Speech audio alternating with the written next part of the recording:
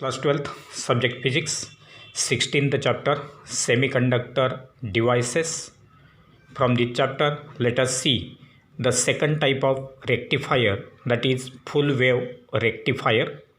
Already we have studied half wave rectifier, which rectifies half of the input signal only. So, in order to rectify the full wave, we have to use the full wave rectifier. Now if you consider full wave rectifier, the AC voltage which we have to rectify will be given between the two terminals of the primary of the transformer. Then that primary of the transformer supplies that AC input to the terminals A and B of the secondary.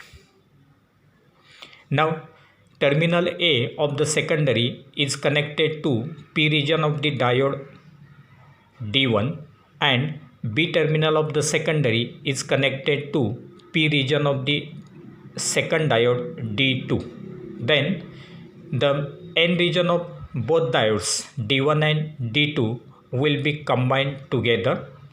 Then between the center tap of this secondary, that is central terminals of this secondary, and the common point of the negative regions, that is N regions of the two diodes, that is from P1, between these 2 points a load resistance RL will be connected, across which the DC output voltage will be obtained.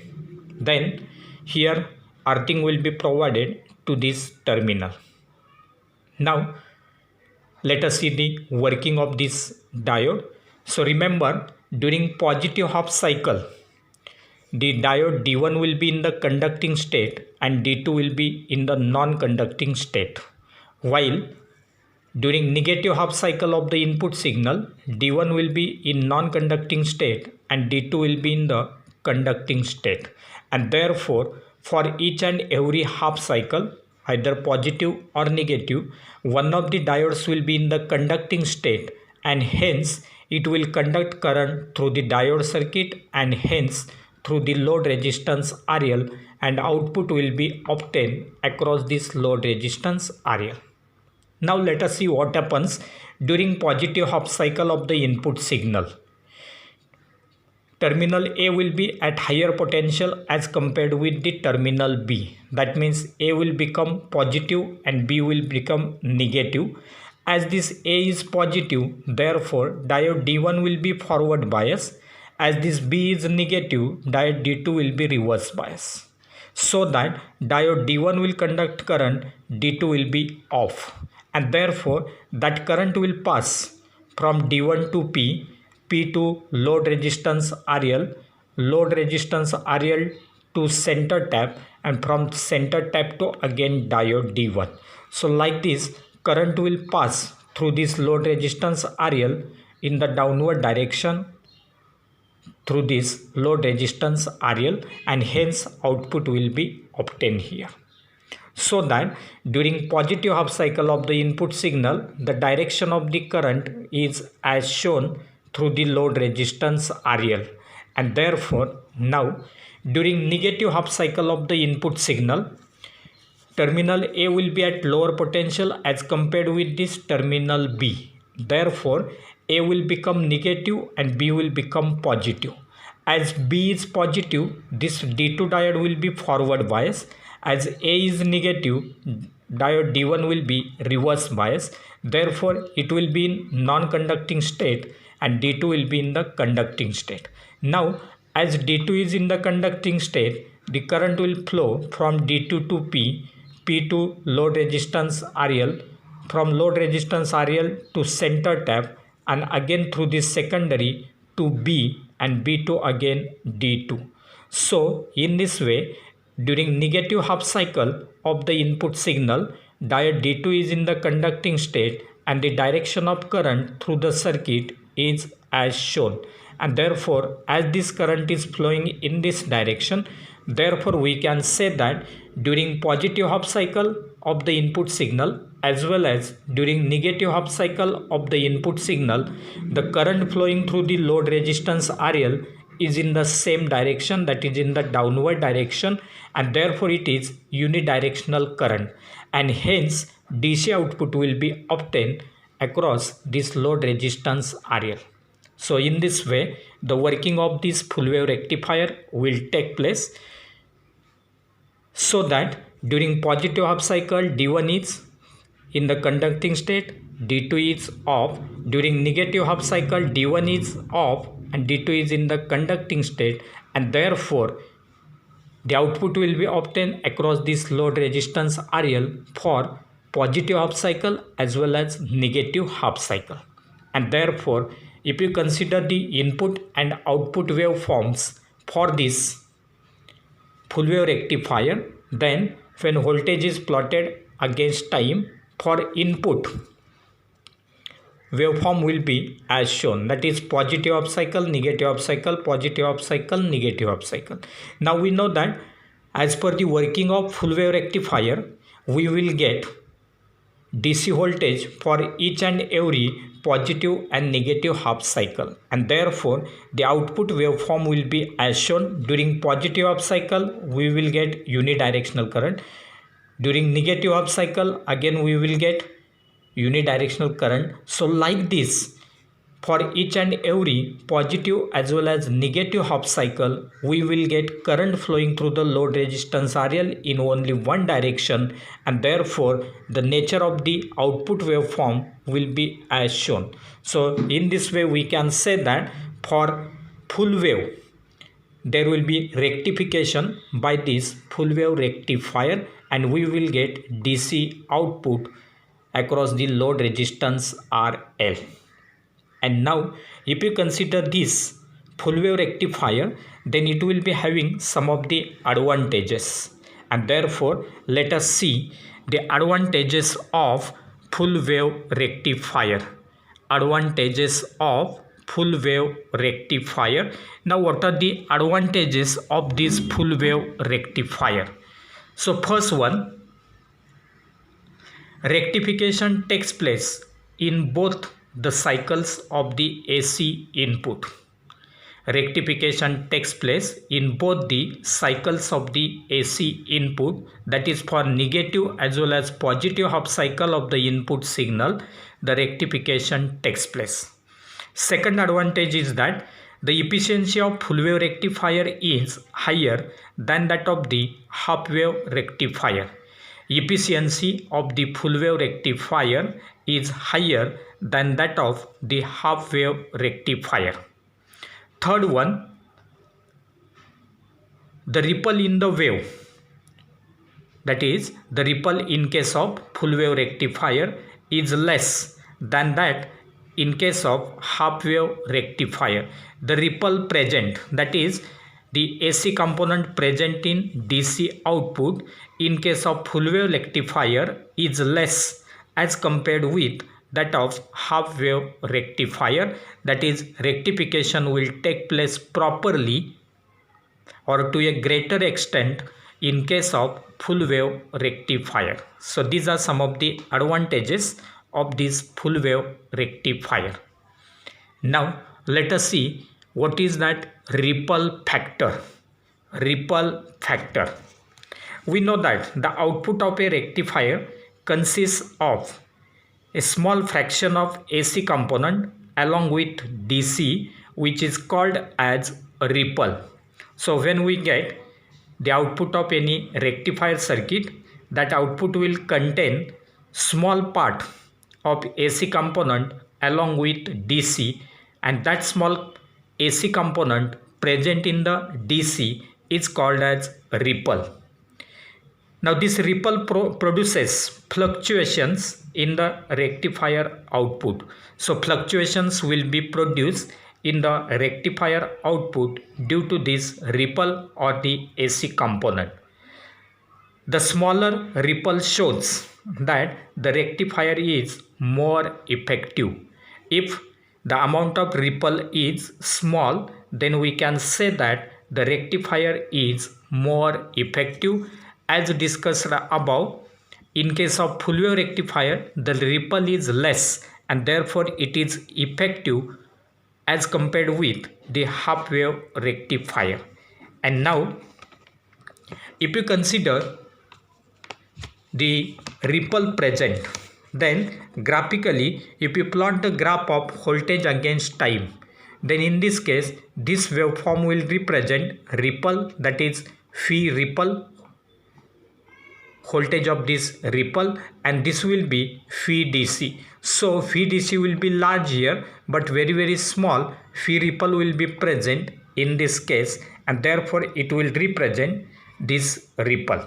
Now the ratio of root mean square, that is RMS, the ratio of root mean square value of AC component, that is this AC component, that is ripple, to the value of DC component, to the value of this DC component is called as ripple factor.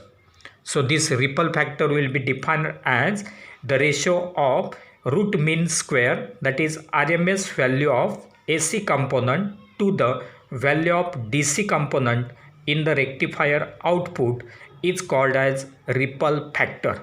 And therefore this ripple factor will be now given by the formula. The formula for this ripple factor will be equal to RMS value of AC component, RMS value of AC component divided by value of DC component. The ratio of RMS value of AC component to the value of DC component, this will give rise to this ripple factor. So this will be the formula and definition for this ripple factor. So ripple factor can be now calculated by using this formula, that is RMS value of AC component divided by the DC component, or value of DC component, will give rise to this ripple factor. And now let us see the filter circuits. Filter circuits. What are the filter circuits? In the introductory part of this chapter, we have seen that block diagram of the rectifier in which that filter circuit was shown, which filters that output of the junction diode rectifier or PN junction diode rectifier. And therefore a filter circuit is used to remove the ripple from the output of a rectifier. So in order to remove the ripple from the output of a rectifier, a filter circuit is used. Now a filter circuit is a circuit. The filter circuit is a circuit which removes the AC component or ripple from a rectifier output and allows only DC component. So the filter circuit is a circuit which removes the AC component or ripple from a rectifier output and allows only DC component. Now let us see as an example of the filter circuit as a capacitor filter. A filter circuit will be prepared by using a capacitor. So this will be the rectifier circuit here. So this will be the rectifier to which the AC supply will be connected. So this will act as input to this rectifier.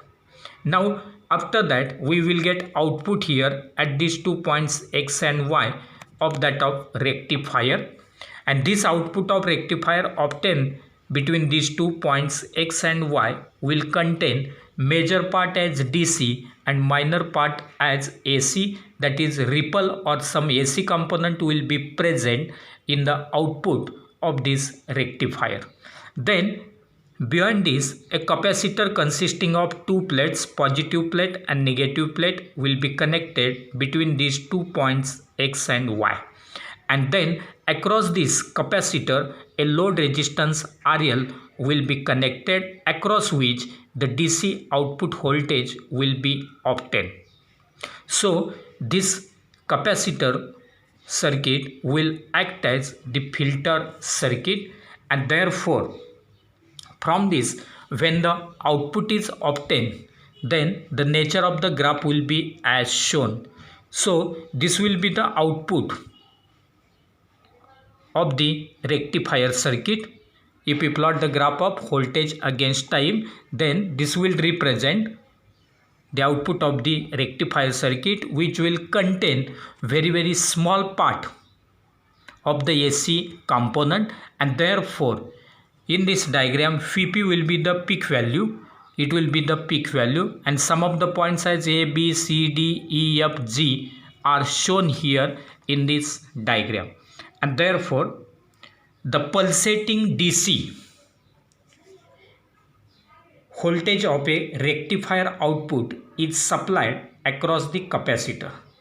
So in this case, the output of the rectifier, which is pulsating DC output, it is supplied to the capacitor. So here in this diagram it is supplied to the capacitor. Then as voltage across the capacitor rises, as the voltage across the capacitor increases, capacitor will get charge to point A, to that point A. So the capacitor gets charged, and then the point A will be reached. So it reaches to A and supplies current to this load resistance RL. It will supply current to the load resistance RL, and therefore at the end of quarter cycle, at the end of the quarter cycle of the input to that capacitor, the capacitor gets charged to the peak value Vp, up to the peak value Vp. It will get charged, and now rectifier voltage begins to decrease. Now voltage of this rectifier will go on decreasing, so that capacitor starts discharging through the load resistance RL, and the voltage across it begins to drop. It will begin to drop, begin to decrease. Now voltage across load resistance decreases only slightly up to point B. Up to point B it will decrease up to that point B, because again capacitor gets charged, and this process repeats again and again. This process will go on again and again. So starting from the 0, the capacitor will charge, and so that its peak value will reach up to Vp. So that charging process will go on. Again that capacitor will get discharged, again it will get charged, again it will get discharged. So like this again and again, the charging and discharging process of the capacitor will go on. And when a power supply is now connected to a load, when a power supply is connected to a load, it is observed that there is a drop in the output voltage. So instead of this now filter circuit, if you consider a power supply, and if that power supply is connected to any load resistance RL, it is observed that there is a drop in the output voltage. There is a decrease in the output voltage. Now a power supply whose output changes when a load is connected across it is called as, it will be called as unregulated power supply. A power supply whose output changes when a load is connected across it is called as unregulated power supply. On the other hand, when the output of a power supply remains steady, remains constant even after connecting a load across it, it is called as regulated power supply.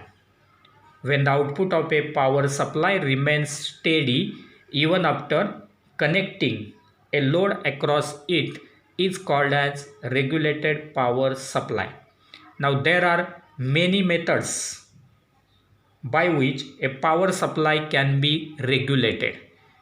For the regulation of any power supply, many methods will be used, and a commonly used method will be, for this voltage regulator circuit, which is using a Zener diode. So a commonly used voltage regulator circuit will use a Zener diode, that is a common circuit for voltage regulation use. It is consisting of a Zener diode. So what is that Zener diode? That we will study further, but for voltage regulation the Zener diode will be used. So this will be regarding the filter circuits, similarly full wave rectifier and advantages of the full wave rectifier.